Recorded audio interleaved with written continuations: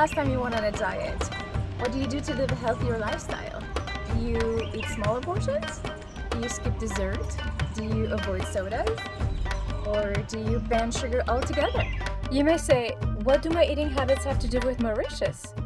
Well, in this video, I will show you how a seemingly small choice we make, like eating a piece of candy, can impact other people's lives on a global scale. Let me take you on a little journey and show you how sugar has affected the history of the world and has given rise to entire countries and small islands just like Mauritius. With sugar being so present everywhere, it's hard to imagine that not so long ago, sugar was an extremely rare commodity reserved for the royal courts. Together with the advances in the production of sugar and the arrival of chocolate, tea, and coffee in Europe, there was an insatiable demand for sugar. By the 1600s, all the major European powers were clamoring to put their hands on the lucrative business. Some would see opportunity, some would be duped, and millions would be enslaved. The history of the world would never be the same. Sugar would leave a bitter trail for some and economic prosperity for others.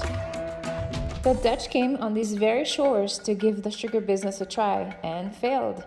The French followed suit and came here to get into the business. To make up for the shortage of labor for the back-breaking work, they resorted to the already tried methodology that was practiced elsewhere.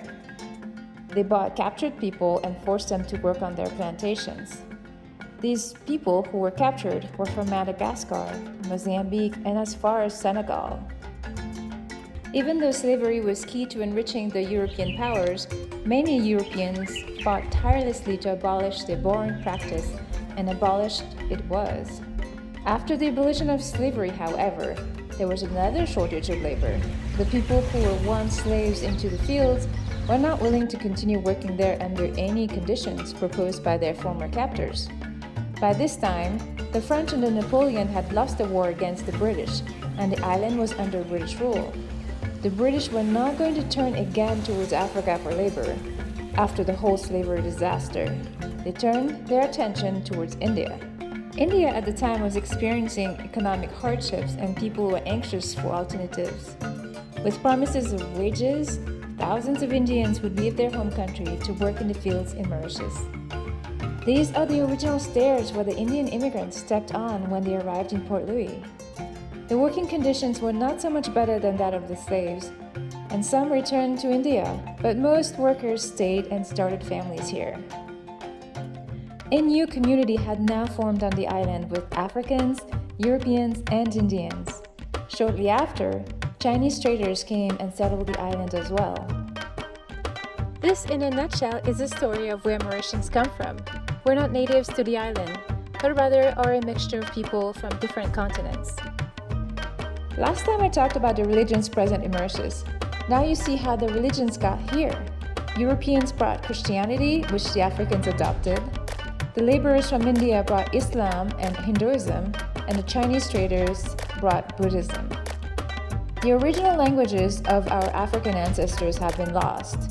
Some people still speak some of the Asian languages, but Creole has emerged as the lingua franca, with English and French still spoken.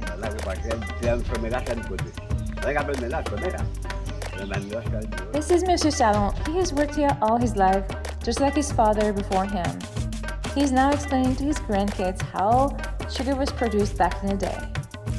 And no, none of us here has ever seen a dodo bird. They were gone way before the French arrived. We blame the Dutch for that. What is a small choice you can make today or not make that can impact someone's lives for the better, near or far? Thank you so much for watching, and I'd love to hear about your comments on the content of the video. Please like and subscribe, and I will see you next time on More on Mauritius.